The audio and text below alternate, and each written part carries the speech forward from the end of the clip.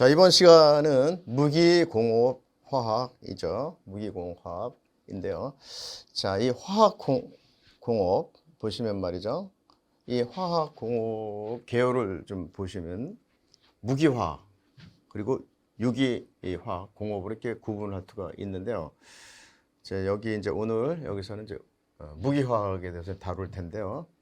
역사를 한번 이제 조사를 해봤습니다. 우리나라 무기화학 공업이 어떻게 되어진지 보면요. 1930년대 초에 흥남 질소 비료 공장을 가동한 것이 이제 최초였고요. 그리고 50년대 충주, 문경, 그다음에 뭐 한국 판유리 인천이죠. 이런 데서 이제 생산을 했고, 그 다음에 60년대부터 이제 경제 개발 5개년 계획이 이제 쫙 이제 3차까지 가죠. 하면서 이제 발전해 왔습니다. 이 고전적인 면에서 무기화학 공업이다 라고 하면 주로 산알칼리 공업, 규산염 공업, 비료, 기타 약간의 무기 화합물 제조 공업을 의미를 해 왔습니다. 그런데 이제 이런 거 이들 공업 외에도 첨단 신소재 공업, 촉매 공업, 환경 산업, 반도체 재료, 전기화학 공업, 금속화학 공업, 상수도와 공업 용수 처리, 그리고 도시 하천 수하고 공장 폐수 처리 등 다양한 분야로 확대되었습니다. 자, 이번 시간에 이제 무기화학 공업, 무기공업화학, 제1장 무기공업화학. 그러니까 무기공업화학 이렇게 얘기하기도 하고 무기화학 공업 이렇게 얘기하기도 합니다. 업종으로 얘기할 때는 무기화학 공업이 될 것이고 이제 우리가 과목으로 볼 때는 무기공업화학이다 이렇게 생각하면 되겠습니다. 자, 처음에 산 및 알칼리 공업에 들어가는데요. 자, 첫 번째 황산 공업부터 볼 겁니다. 자, 그런데 산 알칼리, 그러니까 산에 대항하는 말은 사실 알칼리가 아니고 산은 한문으로 되어 있잖아요. 그럼 염기 이렇게 되는 거죠. 그래서 알칼리는 염기인데 알칼리에 대항되는 산은 애시드죠. 그래서 산, 애시드, 염기는 알칼리 또는 베이스 이렇게 얘기를 합니다. 자, 알칼리 뜻은 타고 남은 재, 어떤 물질이 타고 남은 재다. 이러면서 유래가 된 말이라고 합니다. 자, 그런데 산과 알칼리, 이 염기를 갖다가 구분을 어떻게 하느냐 보시게 되면 이 세 가지 정의가 있어요. 처음에 아레니우스라는 분은 물에 녹아서 H 플러스 이온을 내는 물질. 그러니까 수소 이온을 내놓는다. 이렇게 하면은 이것은 산이다. 그 다음에 물에 녹아서 이것도 이제 뭐냐면 아레니우스는 내놓는 거 위주로 해준 거예요. 자, 알칼리는 뭐예요? 물에 녹았는데 그렇죠. OH 마이너스 이온을 내놓는 물질이다. 이렇게 얘기를 한 겁니다. 그러니까 여기서 보면은 요거 H, OH 요게 이제 딱 산이다, 알칼리다 구분이 되는 거죠. 그다음에 이제 브랜스테드하고 랄리라는 분은 뭐라고 했냐? 자, 산은 H이온 내놓는 물질이고 알칼리는 이걸 H이온을 받는 물질이다 이렇게 정의를 했죠. 그다음 루이스는 요거 E 마이너스, 그러니까 전자를 받는 물질이다. 이거는 내놓는 물질이다 알칼리는.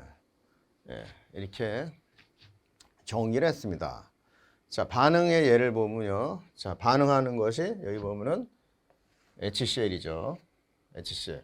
여기서는 NH3란 말이에요. 그래서 물과 반응해서 H3O 플러스 더하기 Cl 마이너스. 얘는 알칼리에서는 뭐 H2하고 반응해서 NH4 플러스 더하기 OH 마이너스. OH 나왔죠. 예. 그리고 여기서는 뭐예요? HCl에서 여기서 이제 HCl 얘가 이제 산이고 얘가 알칼리다 이런 얘기입니다. 자, 그다음에 리트머스 종이에다 반응시키면은 산은 파란색 리트머스 종이를 빨간색으로 변화시키고요. 그다음 알칼리는요 빨간색을 이제 파란색으로 변화시킵니다. 여기 이제 알칼리 이쪽이 알칼리 pH 14가 되면 이제 강알칼리죠. 이쪽으로 갈수록 이제 강산인 겁니다. 빨간색이죠. 그래서 pH 여기 보면은 여기 중성 7이 중성이에요. 그러니까 14까지 있잖아요. 그래서 7보다 낮은 거, 숫자가 작은 거, 그것은 산이고 7보다 높은 거, pH가 7보다 높은 거는 이제 알칼리다. 이런 얘기죠. 자, 그다음에 특징을 보시면 산이나 알칼리나 모두 다 이제 이 전해질인데요. 물에 녹는다는 얘기죠. 근데 이제 산은 신맛이 나고요. 알칼리는 쓴맛이 나죠. 그리고 수소보다 이온화 경향이 큰 금속과 반응해가지고 수소기체를 발생합니다. 알칼리로 가보면 대부분 금속산화물은 이제 알칼리성이 되겠고요. 단백질을 녹이는 성질 때문에 피부에 닿는다 그러면 미끈거려요. 뭘 떠올리냐? 뭐 샴푸, 뭐 비누 이런 걸 떠올리면 되죠. 그런 것들이 알칼리가 되겠습니다. 자, 종류를 보면은 우리 교재 황산, 질산, 인산 요게 이제 산으로 소개되어져 있고요. 그 다음에 소금, 소금 염자, 소다회, 가성소다. 요것이 이제 알칼리로 소개되어져 있습니다. 그러니까 우리가 이제 1, 황산, 2, 질산, 3, 인산, 4, 염, 5, 소다해, 6, 가성소다. 이런 식으로 이제 교재에 나와 있는 거예요. 뭐 그렇고요. 그 다음에 이제 그 제품으로 가보면요. 우리 일생생활에서 과일 주스다, 탄산 음료다, 뭐 식초다, 그 다음에 배터리, 황산 들어가 있죠. 김치, 이런 것들은 다 산성이다. 이런 얘기입니다. 자, 그 다음에 여기 염기성은 비누, 샴푸, 세제 이런 것들이 되겠습니다. 자, 이제 황산 들어가는데요. 한 나라의 황산 소비량은 그 나라의 화학공업의 번영 정도를 표시하는 척도가 된다고 일찍이 학자가 말씀하셨습니다. 그런데 이제 이것은 지금 딱 일치하지는 않지만 거의 그런 경향으로 이제 되고 있는 겁니다. 자, 황산의 개요부터 들어가겠습니다. 자, 황산이라 하면은 H2SO4를 얘기하죠, 화학식이. 자, 그렇게 되고요. 이 황산을 결합수에 따라서 보시게 되면은 이 삼산화황 하고요, 물 얘가 결합돼 가지고 이런 형태를 띱니다. 그래서 여기 숫자가 M, N 요거 숫자예요. 그래서 거기에 따라서 어떻게 되냐? 자, 맨 처음에 M하고 N이 같아. 그러니까 SO3하고 H2O가 1대 1, 1이다. 예를 둔다면은 이렇게 하면은 이게 100% 황산이다. 이렇게 얘기를 한단 말이죠. 그래서 모노 하이드레이트라고 이렇게 부릅니다. 그래서 보통 황산은 뭐냐? 보통 황산은 M하고 N인데 N이 더 크다 이거죠. 요것은 보통 황산, 묽은 황산이 되겠어요. 이제 산성을 띈다? 그럼 얘를 얘기를 한다는 얘기죠. 그 다음에 M, 이 M보다 크다 이거예요. 그러면 이거 발연 환상이에요. 발연. 연기할 때 연자입니다. 연기가 난다. 황산이에요. 그러니까 얘는 뭐냐면은 SO3가 과잉으로 들어가 있어요. 그러니까 유리 SO3 그러니까 13에서 35% 정도가 더 들어가 있다 이런 얘기를 하는 것입니다.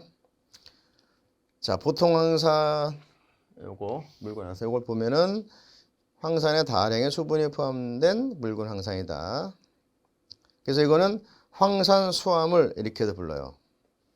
그러니까 얘가 더 크니까 여기서 SO3 여기서 XH2 이렇게 표시할 수가 있는 것이죠. 네. 그렇고요. 그렇습니다. 그다음 황산의 특징 들어가 볼까요? 황산의 특징. 자, 교재를 보시면 황산 분자량은 98 이렇게 나와 있죠. 98이다.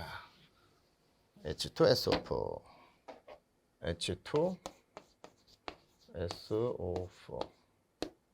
얘 32 얘는 16 곱하기 4 얘는 2 그러면은 요거는 34 더하기 16 곱하기 4 4 6 4 24 2 4 1은 4 64 64 34 더하기 64 그럼 94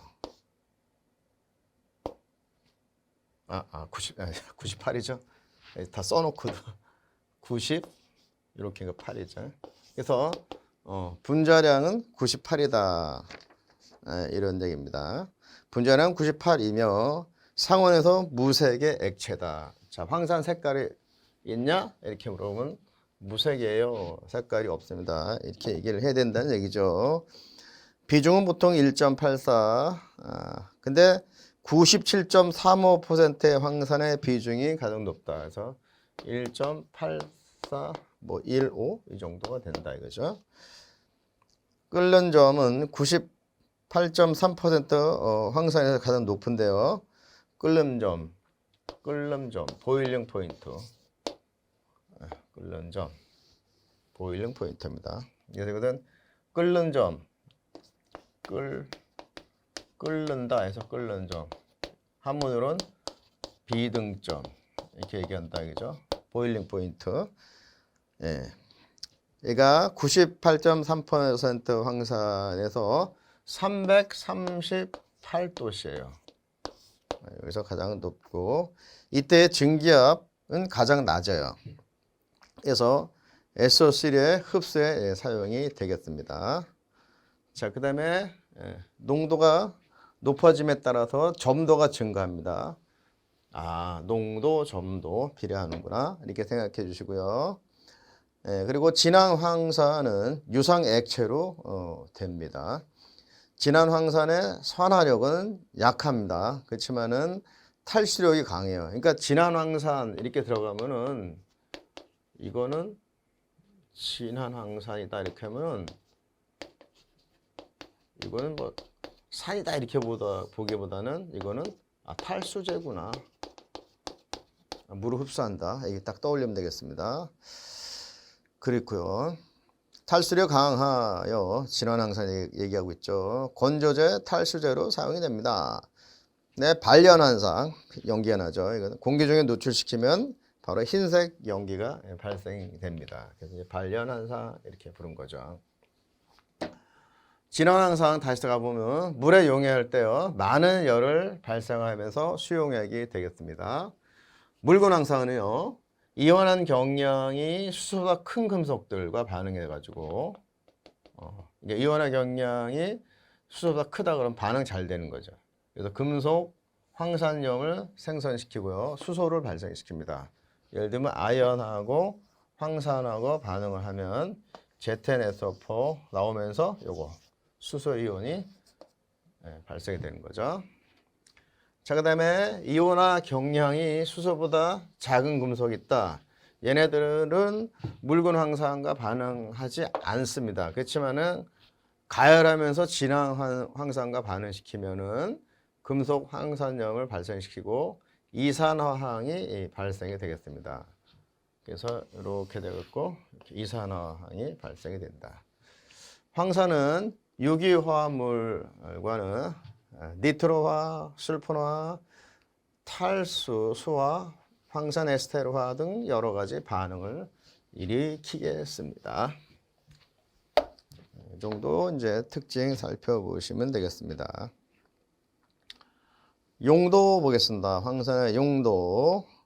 자, 묽은 황산 H2SO4가 60에서 80% 차지하는 건데요. 비료, 섬유, 무기약품, 철강, 산세 등에 사용이 되고, 그 다음에 진한 황산은요, 이것은 90에서 100%를 얘기하는데 비료, 섬유, 석유, 정제, 농약, 금속, 재련 등에 사용이 되겠습니다.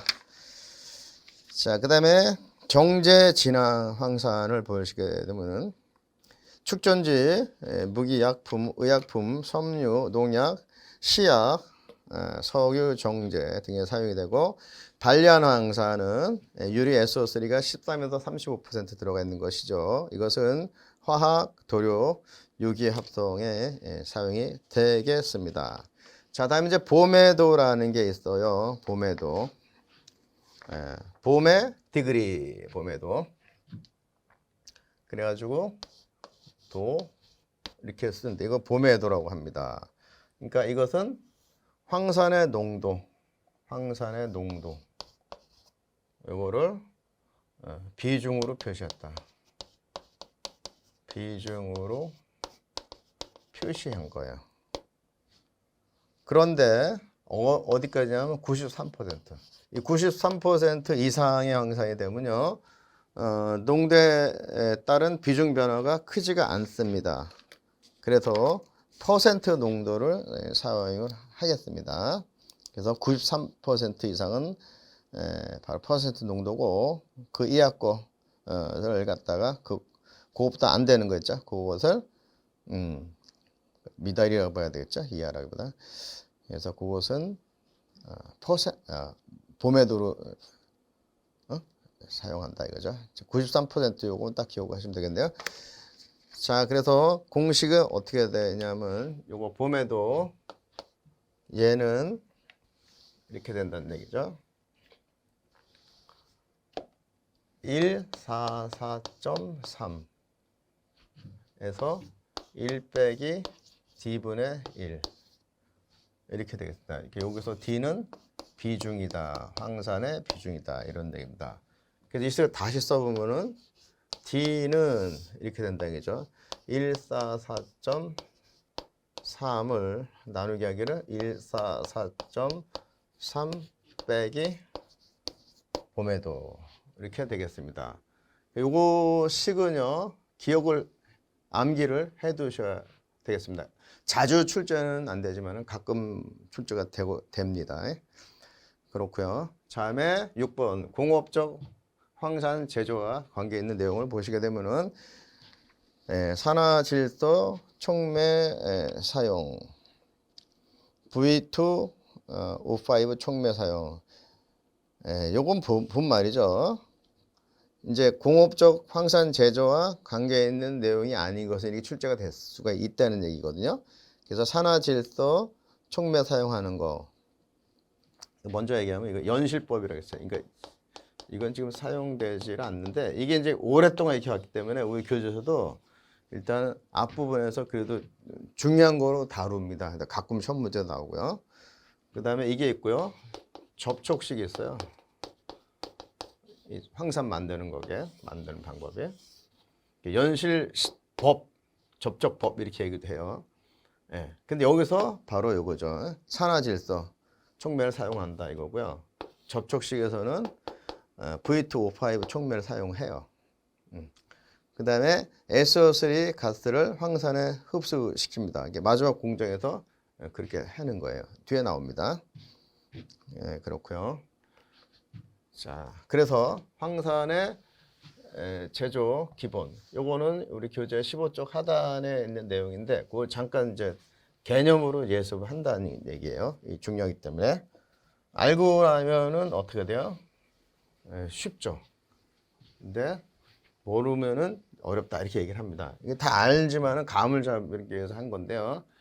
그래서 황산의 제조 기본으로 보면요, 아까 뭐 연실식이다, 접촉식이다 이걸 가기 전에 뭐냐면 그냥 단순히 생각해서 처음에 SO2를 만들고요.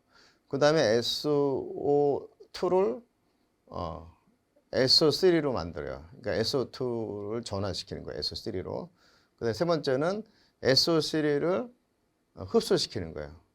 그래서 어떻게 하냐면은 처음에 SO2를 어떻게 만드냐? 그럼 단순히 황을 연소시킨다 이렇게 생각하면 되겠어요. 황을 산소와 반응시켜.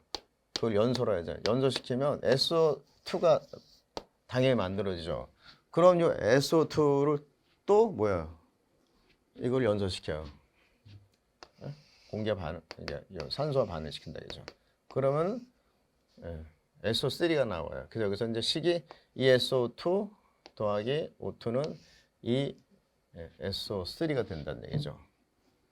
그러니까 SO2 더하기 O2가 SO3가 나오잖아요. 그러면은 여기 보면은 O로 보면은 O 뭐예요? O가 이제 S부터 했구나. S로 보면은 여기가 이제 1이면 1인데 만약에 그러면은 이거 지금 계정을 뭐 연습하는 거예요. 그거 어떻게 하냐면은 얘는 X, Y, Z 이렇게 보면요. 이름은 여기 이름이 1이잖아요. 그러면은 SO2 더하기 YO2 이거는 SO3죠. 그러면 요거 Y로 보면 뭐예요? EY 여기는 뭐예요? 요거 2 둘 이거는 이거 뭐예요? 3이죠. 맞죠? 3이니까 여기 1이 했으니까 그러면은 이 y는 1로 넘기면은 1이죠. y는 어떻게 돼요? 2분의 1이죠. 이게 0.5죠. 그러면 이거는 SO2 더하기 0.5 O2가 들어가서 SO3 이렇게 써도 돼요. 같은 거예요. 근데 이 0.5를 없앤 거죠. 어떻게? 0.5를 없앤 거예요. 0.5로 나눠주면 없어지잖아요. 그러니까 0.5분의 SO2는 뭐예요? 2SO2죠. 더하기 O2. 2SO3다. 이게 된다는 얘기죠. 뻔한 거지만은 혹시 또 익숙치 않은 분이 있으실까 봐 제가 설명해 드린 거예요, 그냥. 자, 그렇고요. 두 번째 갔습니다. 그래서 여기 이 SO3를 물과 반응시키면요. H2SO4가 나온다 이거예요. 계정을 보면은 S1 5 여기 4 3 더하기 1 H2 이렇게 되죠. 똑같죠. 1대1 대 1이죠. 자, 그래서 SO3 제조 공정, 그다음에 전화 공정, 그다음에 흡수 공정. SO3 흡수 공정. 이렇게 간다는 얘기예요. 자, 그래서 맨 처음 황 또는 황화철을 배서 로스팅. 이런 원료를 갖다가 로스팅 굽는다고 얘기해야 되나요? 뜨겁게 막 달궈가지고 요거를 SO2를 만듭니다. SO2를 SO3로 전환시키고 그 다음에 SO3를 물에 흡수시켜서 H2SO4 황산을 만든다. 이게 이제 기본적인 기본 공정이 되는 겁니다. 제조 공정. 자, 다음에 발전사를 보겠어요. 요거는 조금 의미가 조금 그래도 있어요. 자, 황산 어떻게 만들었냐 이렇게 보면은 근데 지금 보면은 우리가 지금 무기공업화학 해가지고 처음에 산 알칼리 이렇게 들어가잖아요. 산 알칼리 뒤에 또 쭉 나오는데 이 지금 황산 쪽이 좀 약간 디테일하게 돼 있고요. 뒤로 갈수록 내용은 좀 줄어들어요.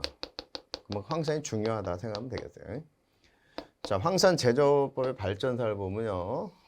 처음에 흡수탑 창안 후 글로브탑으로 연실식 황산 제조법이 완성이 됩니다.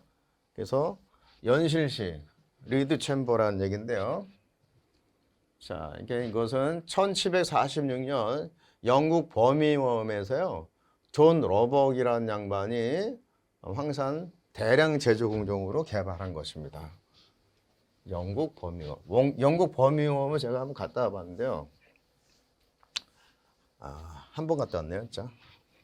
거기 가보면 그 산업혁명의 그 어떤 흔적들이 많이 있더라고요. 여기 이제 버밍엄에서 거의 출범이 되었다 이렇게 얘기를 하더라고요. 거기 이제 박물관 가보니까. 근데 아직 버밍엄이란 도시에서 존 로벅 양반이 이제 황산 대량 제조 공정 개발했고요. 그게 어떻게 된 거냐면 황산 제조용 으로다가 용기를 그전에는 유리 용기를 반응실로 사용했었거든요. 그런 걸 갖다가 이 연실법에서는 어떻게 했냐면은 그 적당한 재료가 있다는 거기 용기 안벽에 있죠. 납을 도포합니다. 해가지고 반응실로 사용을 한 거예요. 그래서 비용이 매우 절감이 되었다는 얘기입니다. 그래가지고 2세기에 이르기까지 이게 2세기 플러스 2세기인 거죠. 그러니까 이제 20세기 되겠죠. 연실법은 표준적인 황산 제조법으로 자리를 잡았다는 얘기입니다. 그리고 이것이 1946년도는 뭐죠? 우리나라가 45년도에 독립을 했죠. 그거부터 1년 다 지나서네요. 거기까지도 황산 생산량의 25%가 연실법으로 생산이 되었다고 합니다. 근데 하여튼 뭐 그렇고요. 연실법 단점이 있는데요. 커요. 예, 챔버가 리드 챔버가요. 한 5천 세제곱미터. 그러니까 50, 10 미터. 크죠? 그러니까 공간 많이 차지하고요. 그 다음에 불순물이 많아. 그래갖고 순도 농도가 낮아요. 낮고. 그 다음에 산화질소 해소가 용이하지가 않았어요. 그러니까 이제 대량 생산의 기틀은 열었지만은 단점이 많았다는 얘기예요. 자, 그리고 난 다음에 이것이 탑식. 이게 챔버가 크니까 탑식, 길게 했죠. 탑식하고 그다음에 반탁식 개발하고요. 그다음 그 뒤에 바로 접촉식 황산 제조법이 개발이 됩니다. 그래서 여기서 이제 바로 오사나 바나들 촉매 개발을 해서 쓰는 거죠. 이제 요거는 스토리고요. 요게 이제 사실은 굉장히 현실적인 그런 공법이 된다는 얘기입니다. 자, 그렇게 되고요. 우리나라의 경우를 간단히 이제 살펴봤더니요. 역사 이런 거는 사실 문제 나오진 않지만은 배경을 알아두면 우리가 감 잡기가 용이하죠. 그래서 저도 하나 본 겁니다. 근데 다른 이제 그 재료들 들어가면은 뭐 이렇게까지 뒤로 갈수록 뭐 나오진 않아요. 최초는 뭐냐면요. 황산 1957년 한미화학에서 이렇게 이제 황산 공장을 지었다고 합니다. 자, 그다음에 1967년 영남화학, 이 동부화학이라고 하더라고요. 이게 진해화학에서 복합 비료 제조용 황산 공장을 건설합니다. 근데 이제 대량 생산을 하긴 하지만은 대부분 자사 소비하겠어요. 그 다음에 1970년대 이후에 아연, 납, 구리 등 비철금속 재련 시 나오는 폐가스로 인한 환경 공해 문제 해결, 그리고 부가가치 창출의 측면에서 폐가스 중에, 자, 이게 중요한 게 폐가스가 되게 중요한 거예요. 진짜.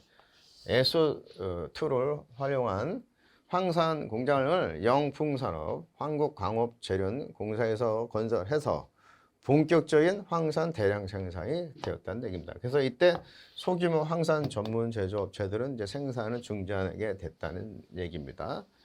그래서 국내 그 황산 생산업체를 정리해 보니까 뭐 남해화학, 동구화학, 진해화학, 고려아연, 한국 카프로남탁, LS, 니콘, 동재련, 영풍 등의 회사 등이 있습니다.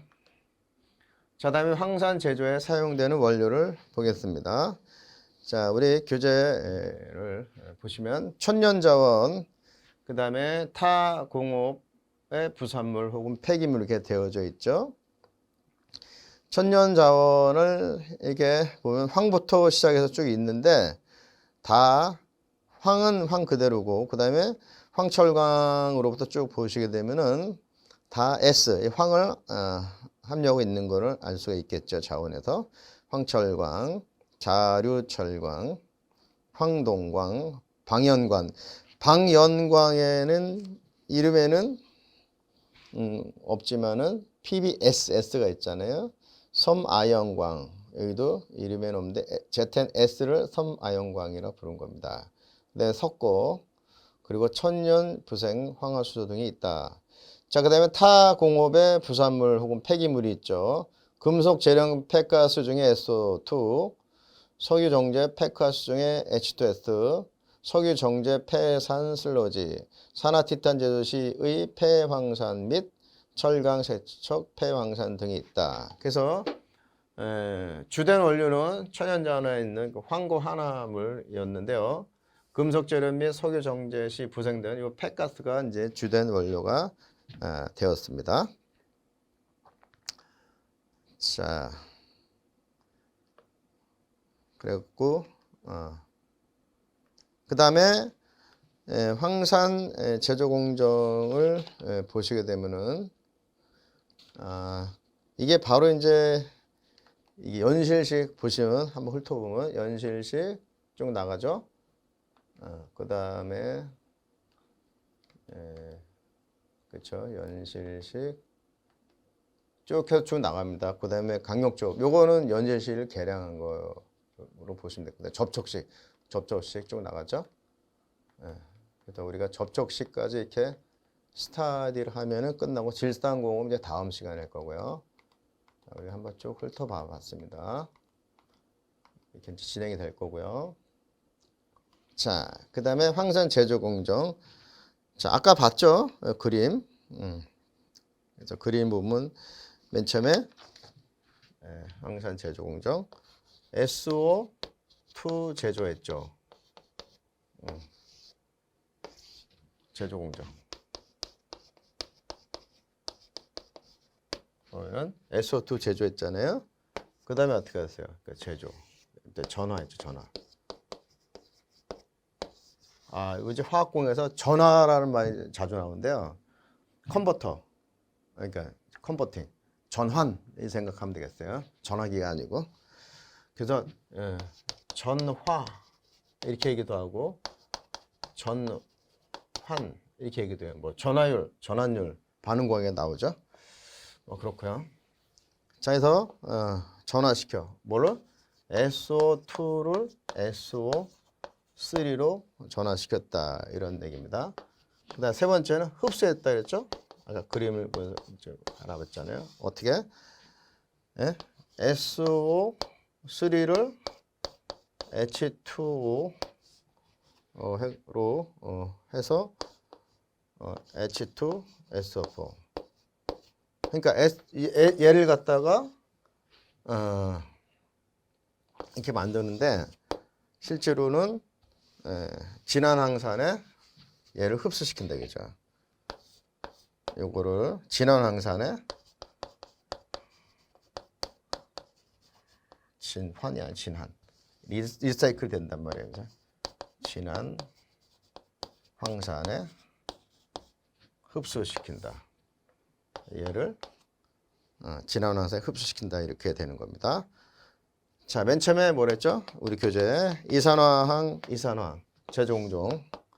각종 원료로부터 이산화황을 제조하는 공정이다. 근데 전화 공정. 이산화황을 3산화황으로 산화시키는 공정이다. 3산화황과 디메틸 에테르를 반응시키면 황산 디메틸 이 주생성물로 얻어진다.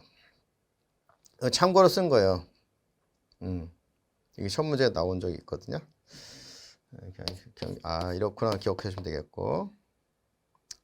그 다음에 질산식. 여기서 전화공정에서 질산식 이렇게 써 있죠.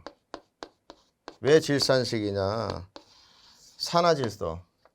요 기체촉매 산화질소를 기체촉매로 사용했다 이거죠.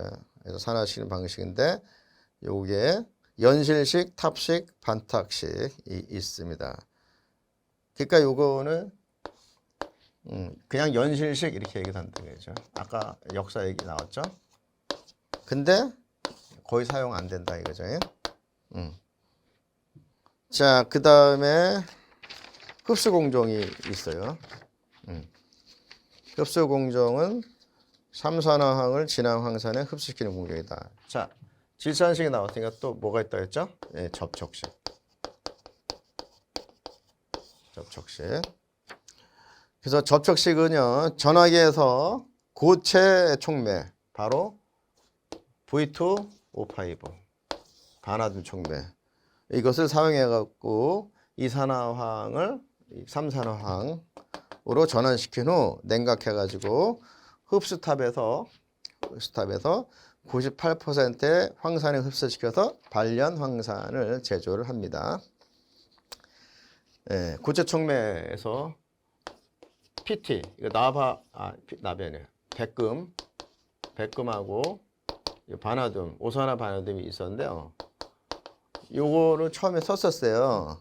근데 고가고 뭐 피독 작용이 있고 소모율이 커요. 그리고 현재 사용 안 합니다. 그렇고요.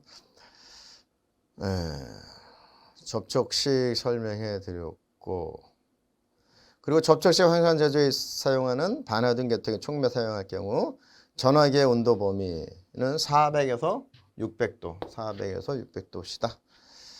그렇습니다. 자, 다음에 연실식 가보는 거죠. 자, 연실식 보시게 되면은 이렇게 이제 그 개념도로 쭉 그려놨죠. 이렇게요. 자, 그래서 보시게 되면은 주요 공정수를 보면 이 황배서로, 그다음에 글로버탑을 거치고요. 글로버탑, 그다음에 연실 거칩니다. 그다음에 계류유사탑을 거쳐요. 그러니까 주요 공정수는 황배서로, 글로버탑, 연실, 계류유사탑 이렇게 되겠습니다. 자, 아까도 말씀드렸지만 최초 연실 크기가 이렇게 커요. 50m, 10m, 10m 곱해갖고 5,000 세제곱미터인 것이죠. 네, 그렇습니다. 자, 계열을 보시겠습니다. 연실식 이것은 바로 산화질소를 촉매를 한다. 산화질소를 촉매를 한다. 해가지고 이산화황을 연실 쪽에서 산화시켜서 물에 흡수하는 방식이 되겠습니다. 근데 이 아까도 했지만 연실식의 한계점이라는 것은 많죠.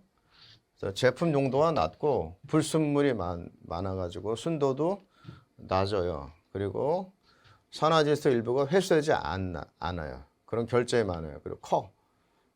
그래서 대부분 이제 이거 안 하고 접촉식을 사용한다. 자, 황산 제조 방법 중에서 연실식에 있어서 장치의 능률을 높이고 경제적으로 조합하기 위해서 개량된 방법 및 설비가 아닌 것은 이렇게 나올 수가 있어요. 잘 안 나오지만 가끔 나오더라고요. 1. 오피엘법, 2. 피터슨 타워법, 3. 메이어법, 4. 그 예를 들면 뭐 르블랑법 이렇게 나왔다. 그럼 얘가 이제 답인 거죠. 이거 다른 공법인 거죠. 그렇고요. 그런데 요거를 잠깐 보면은 개량한 거. OPL법은요. 글로버탑, 계류유사탑과 비슷한 6개 탑으로 구성된 거고, 연소가스는 직렬로 순차적으로 통과합니다. 자, 그 다음에 피터슨 타워법은요. 이 재련 폐가스 등과 같이 양 농도 변화가 심한 SO2 가스를 처리하기 위해서 고안된 방법인데요.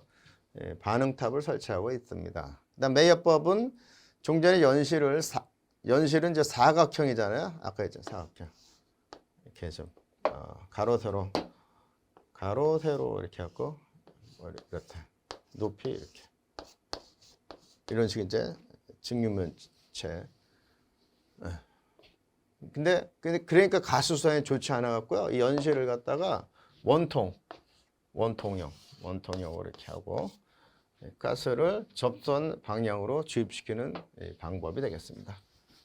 요거를 자세히는 뭐 소문자 안 나오는데 나올 수도 있죠. 근데 거의 안 나오는데 그래도 혹시 우리가 살펴봤습니다.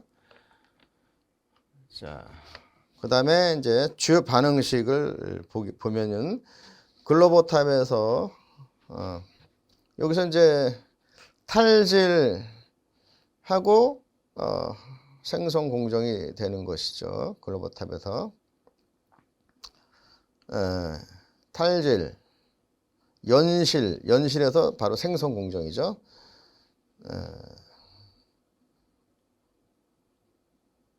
그리고 대유류삭탑 여기서는 토질 공정이 되겠어요. 반응식 봐두시고 자, 맨 처음 글로버탑을 보겠습니다. 글로버탑 나왔죠? 여기서는 탈질, 황산 생성, 연실산 농축, 가스 냉각 등을 하겠습니다. 그렇죠. 그래서 글로버탑 하부는 가스 공급, 상부는 연실산, 니트로실 황산을 공급하죠. 자, 글로버탑 주요 기능 교재를 보시면 니트로실 황산 분해한다. 질산 함유 황산의 질산을 제거한다. 이 탈질이라는 얘기죠. 그 다음에 연실상의 농축 및 황산을 생성한다. 연실의 농축, 그 다음에 황산을 생산한다. 그 다음에 가스 냉각 및 세척을 한다. 400에서 500도씨 가스가 90에서 100도씨. 그러니까 400에서 500도씨. 이것이 어떻게 돼요? 90에서 100도씨. 있잖아요. 얘를 이렇게. 그리고 냉각한다. 그 다음에 질산을 환원시킨다. 자, 그 다음에 연실 보겠어요. 연실의 주요 기능 반응열을 발산시킨다. 그리고 생성된 산물을 응축시킨다. 여기 산물은 뭐냐면 이거 이게 한문인데 그 다음에 안개죠, 안개.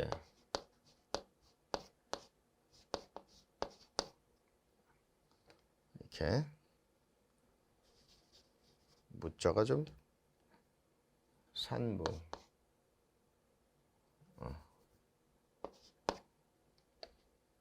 하여튼 안개 무자입니다. 산무. 이렇게 생겼죠? 이게 산인데 이렇게 뿌옇게 안개를 이거 있으면 안 되는 이거 응축시켜 콘덴스 시켜야 되는 거죠. 그래서 산무 응축 위한 표면 또는 공간을 부여하는 거예요. 산무 응축. 저희 작게 주면 되게 큽니다, 그죠? 얼마? 5,000 세제곱미터. 네, 그렇고요. 그 다음에 글로버탑에서 나오는 SO2 가스를 산화시키기 위한 시간과 공간을 부여한다. 연실 조업 시 주의사항. 심한 발열 반응이 일어나죠. 그러니까 냉각을 신속해야 돼요. 뭐 냉각이 천천히 한다. 이거는 안 된다, 그죠? 그 다음에 NO2 농도가 지날수록 색이 짙어지기 때문에 이 색을 보고 NOx의 부급을 결정합니다. 수분이 부족하면 니트로실 황산 결정이 속출돼 갖고 장치를 부식시킵니다. 근데 만약에 수분이 많아 그러면은 HNO3가 생성되어서 장치를 부식시킵니다. 그러니까 수분은 적당히 된다는 얘기죠. 너무 많아도 안 좋고 너무 부족해도 안 좋고. 자, 그 다음에 계류사 탑을 보시겠어요. 계류사탑. 맨 처음에 질소 산화물을 흡수하여 함질 황산을 만든다. 그러니까 가스 중에 질소 산화물을 H2SO4에 흡수시켜서 회수하여 함질 황산을 공급한다. 이런 얘기입니다. 포질 이렇게 얘기도 하죠. 질소 산화물, 산화질소 회수하는 거죠. 주요 기능. 질소 산화물은 NO, NO2의 몰수가 같을 때 흡수 가장 양호하고요. 생성된 니트로실 황산은 저온 및 진황 황산에서 안정하게 씁니다. 자, 다음에 강력조업법을 보시겠습니다. 강력조업법. 자, 연실 용적 최소화로 장치 능률을 향상한 방식으로 탑식과 반탁식이 있겠습니다. 탑식과 반탁식이 있다. 자, 탑식은요,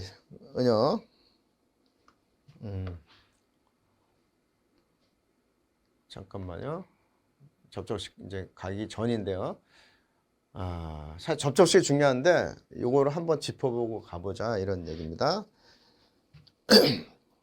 자, 탑식은 황배소로 글로버탑의 역할을 하는 탑, 그 다음에 계류삭 탑의 역할을 하는 탑의 순서로 이제 진행이 되고요. 자, 보겠습니다. 교재. 연실을 생략하고 글로버, 계류삭 탑과 동일한 작용을 하는 충진탑으로 구성한다는 얘기죠. 내순환은 황산을 생성한다. 외순환은 질소산화물을 흡수한다. 것입니다. 자, 피터슨 탑 여기 이제 있잖아요. 이 반탑식 있는 건데, 요 피터슨 타워법 있죠. 요거를 보면은 황산 제조 방법 중 연실법에서 장치의 능률을 높이고 경제적으로 조업하기 위해서 개량된 방법 또는 설비인데, 양과 이거죠. 아까도 얘기했지만 재련 폐가스 등과 같이 양과 농도 변화가 심한 SO2 가스를 처리하기 위해서 구현되었어요. 이 반응탄이 설치된다. 그러니까는 반탁식으로 가면요, 바로 요거 피터슨 타워 이것이 이제 들어가는데, 반탑식에 황배소로 글로버탑, 연실, 피터슨 탑, 계류탑 이게 되는 것입니다. 그러니까 피터슨 탑은 뭐냐면 H2하고 SO2가 계류삭 탑에 가는 것을 방지하는 거예요. 반탑식 연실 용적 최소화 목적으로 한다. 최종 연실과 계류삭 탑 타입에 피터슨 탑을 설치했고 계류삭 탑으로 유입되는 미반응 SO2 수분을 제거를 합니다. 그러니까 이제 피터슨 타워가 이제 여기 들어간다는 얘기죠. 자, 다음에 접촉식 가보겠습니다. 접촉식. 주요 공정 순서 황배소로 폐열 보일러, 가스 정제 부분 이렇게 있고요. 그 다음에 전화기, 흑스탑 이렇게 주요 공정 이렇게 되겠습니다. 배소로 해서 생성된 SO2 가스, 그죠? 배소에서 생성된 SO2 가스, 얘를 재진실이죠. 과 폐열 보일러를 거치게 합니다. 그렇게 한 뒤에 냉각탑, 그 다음에 그 다음에 세척탑 거쳐서 미스트 코트렐에서 산물을 제거해요. 그래가지고 완전 정제한 다음에 건조탑에 보냅니다. 건조탑에 보내가지고 건조합니다. 이들 탑은 일종의 충진탑을 사용하고요. 상부에서 진한 환산을 순환 주입을 하겠습니다. 진한 환산 여기 있죠? 여기 있죠? 여기 있네요. 건조. 그 다음에 건조탑에 나온 건조 SO2 가스는 건조탑에 나온 건조 SO2 가스는 420도 정도로 예열해 갖고 전화기로 도입시킵니다. 전화기에서 바나듐 촉매를 사용해서 SO2를 산화시켜서 SO3로 전환시킨 다음에 냉각하여 흡수탑에서 98.3% 황산에 흡수시켜서 발연 황산을 제조를 한다. 그런 얘기죠. 흡수탑에서 여기에 흡수시켜서 발연산 제조한다. 이런 얘기입니다. 자, 교재를 보시면서 보겠습니다. SO2 산화 과정을 오산화 바나듐, 백금, Fe2O3 같은 촉매를 사용하는 방법이다. 요거는 오산화 바나듐. 그러니까는 얘가 두 번 들었네. 오산화 백금, Fe2O3 이렇게 있는데요. 실제로는 얘를 쓴다 이거죠.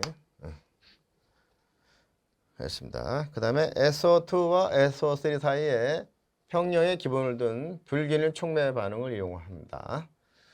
주요 공정별 온도 조절이 매우 중요합니다. H2S 사용해서 제거시키는 불순물은 비소다. H2S 사용해서 제거시키는 불순물. 이건 참고로 제가 놓는 겁니다. 황산 중에 들어있는 비소산화물을 제거하는 데 이용되는 물질보다 바로 H2S라는 얘기죠. 같은 얘기죠. 그래서 이 접촉식의 문산토식 대표적인 게요. 그러니까 문산토식이다. 그러면은 황산 접촉식 제조 공법이에요. 그다음에 러지식이 있습니다. 주요 반응식 보시게 되면 전화기에서 SO2, O2에서 SO3가 나오고 그다음에 바나듐 촉매 보면 이건 3단계에 의한 회복이죠. 이렇게 세 가지 반응식이 있겠습니다.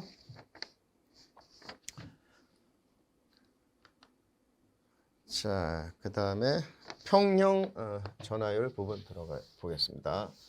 자, 생성된 삼산화황의 농도를 낮추면 이산화황 산화 반응의 평형 전하율을 증가하겠습니다.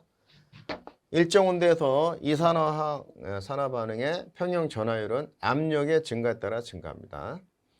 일정 압력에서 이산화황 산화 반응의 평형 전하율은 온도가 내려갈수록 증가하겠습니다. 그러니까 압력의 증가에 따라 증가하고 온도가 내려갈수록 증가한다. 이런 얘기입니다. 그 다음에 삼산화황 농도 낮추면 증가한다. 평형 전하율 증가한다. 이런 얘기죠. 자, 다음에 촉매를 보겠습니다. 촉매. 아까도 얘기했지만은 이 백금 촉매는요 고가고 피독 작용이 있고 소멸이 과다합니다. 그래서 현재 사용 안 합니다. 접촉식 황산 제조법에 주로 사용된 촉매는 바나듐 촉매다라는 얘기죠. 오산화 바나듐이 사용이 된다 이런 얘기입니다. 자, 바나듐 촉매는 오산화 바나듐에 조촉매로 황산칼륨을 가해서 이것을 실리카 계열이나 규조토 등의 담체에 담재시킨 것이다. 그러니까 이게 서포터라고 생각하면 되겠어요. 그러니까 이 촉매를 지탱해 주는 거예요. 이게 연역법으로 담갔다 이 생각하면 되겠어요. 담근 건 아니지만은 그런 식으로 생각하면 되겠어요. 촉매를 지지시켜 주는 거, 그걸 담체라고 합니다. 담지, 뭔가 담 갖다 연상이 되죠? 이렇게 해서 여기 실리카겔 속에 이제 촉매가 들어가 있는 거죠. 자, 그래서 보시게 되면 반화분 촉매 조성인 뭐 이렇게 되겠습니다. 촉매층의 온도 410에서 420도 C로 유지하면 좋겠습니다. 자, 촉매도 이것은 접촉식 황산지도 시에 원료가스를 충분히 정지하는 이유로 AS, SE 같은 불순물이 있을 경우 반화도 촉매보다는 이 백금 촉매 더욱 두드러지게 나타나는 현상이 되겠습니다. 촉매는 원료가스 SO2 중에 비소, 먼지, 수분 등에 의해서 피도게 되기 때문에 먼저 원료가스를 묽은 황산으로 씻고 제진기를 통과시킨 후에 진한 황산으로 충분히 건조시킨 후 사용을 하는 겁니다. 자, 반화분 촉매의 특성을 한번 따로 정리를 해봅니다. 그래서 주촉매 V2O5 오산화 반화등이죠. 주촉매로 보다 K2SO4가 사용이 되고 담체로 SiO2가 사용이 되겠습니다. 비표면적이 넓고 다공성이고요. 촉매 수명이 길어서 장시간 사용이 가능합니다. 내용 연수는 한 10년 이상이 되겠습니다. 촉매독 작용이 적죠. 이거는 촉매 독물질에 대한 저항력이 크다는 얘기죠. 그 다음에 전하율이 높습니다. 그 다음에 고온으로 처리해도 활성이 떨어지지 않고 95% 이상의 전하율을 얻을 수가 있습니다. 고온에서 안정합니다. 내열성과 내산화성이 우수하죠. 그리고 가격이 비교적 저렴하고 내산성이 큽니다. 흡착작용 및 원작가 변화에 의해서 촉매작용을 하는데요. V 플러스 5 적갈색에서요. V 플러스 4 이온 녹갈색으로 변화한다는 얘기죠. 자, 그 다음에 반화분 촉매 작용기구는 아까도 봤지만 3단계에 의한 회복이 있고요. 그 다음에 원작가 변화, 그 다음에 화학 변화에 의한 중간 생성물 생성 흡수 작용이 있겠습니다. 자, 다음에 전화기 컨버터로 가겠습니다. 전화기. 여기 전화기 조작에서요. 온도 조절이 이제 매우 중요합니다. 근데 만약에 전화기에서 온도 조절이 좋지 않아서 만약에 온도가 지나치게 올라갔다라고 하면요. 전화율이 감소합니다. 그래서 요거에 대한 조절이 중요하다는 얘기죠. 자, 그래서 전화기 내 온도 범위 400에서 600도씨, 적정 전화 온도는 한 420도 정도다. SO2를 SO3로 산화시키는 공정에서 SO3 가스 생성 촉진을 위한 운전 조건, 바로 온도는 낮은 온도 유지하면서 촉매에 사용하는 것이죠. 이산화황에서 3산화황으로의 산화는 주로 촉매 입자들이 느슨하게 채워져 있는 4개에서 5개 사이의 채판을 갖춘 고정층 반응기, 촉매 전화기에서 진행이 되겠습니다. 자, 반응가스의 이산화황 농도는 먼저 건조 공기를 사용해서 약 10% 볼륨 퍼센트로 조정합니다. 농도 7에서 8%의 이산화황을 435도씨에서 촉매층에 유입시켜서 반응열이 전부 반응가스의 온도 상승에 이용되었을 때 그 가스 온도는 제1단 촉매층을 통해서 상승합니다. 자, 농도 조정이 된 반응가스는 위에서 아래로 촉매층을 통과하는데 첫 번째 층에 들어갈 때 가스 온도는 약 435도씨이고요. 배출가스의 온도는 590도씨가 됩니다. 그렇기 때문에 두 번째 층으로 유입되기 전에 바로 요거 420도씨 정도로 냉각을 시켜야 합니다. 그러니까 촉매 온도는 한 410에서 420도 유지를 해야 된다는 얘기죠. 반응의 진행에 따라서 가스 온도가 상승하는데 전하율의 상승과 함께 온도는 거의 직선적으로 상승을 합니다. 시간이 지나면서 평형에까지 반응이 진행이 되며 이때 전하율은 74%가 되겠습니다. 반응의 진행에는 반응을 중간에 정지시키고 냉각해가지고 다시 온도를 420도C로 한 후에 제2의 촉매층에서 전하율은 약 98%가 되는 겁니다. 원료가스 중에 이산화황 농도가 8%, 전하율이 98%일 때 폐가스 중에 미반응 이산화황 농도는 0.16%, ppm으로는 1600 ppm 정도가 되겠습니다. 자, 다음에 흡수탑 보겠습니다. SO3 흡수탑. 자, 전화기에서 생성된 SO3 가스를 100도씨 이하로 냉각해 갖고 흡수시켜서 반련항산과 진한항산을 만듭니다. 그 다음에 SO3 가스 흡수 시 진한항산을 이용한다는 얘기죠. SO3 가스 중에 수분이 많거나 흡수액으로 물이나 묽은 황산을 사용하면 SO3 가스는 황산 미스트가 돼갖고 잘 흡수되지 않아요. 하기 때문에 가스의 수분을 적게 하거나 진한 황산에 흡수시키는 것이 좋습니다.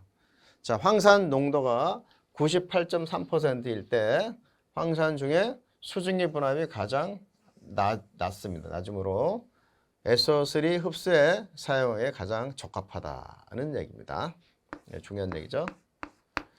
황산은 농도 98.3%에서 다시 설명하는 거죠.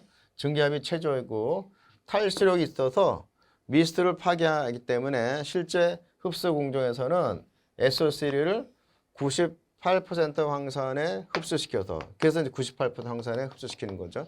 반련 황산이나 100% 황산을 만들고 이것을 묽은 황산이나 물로 농도를 조절해서 일부는 제품으로 하고 일부는 순환시켜서 SO3의 흡수에 이용을 하는 것입니다.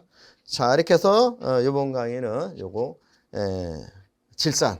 질산공업에 대해서 알아본 시간이 되겠습니다. 이번 강의 여기까지입니다. 수고했습니다.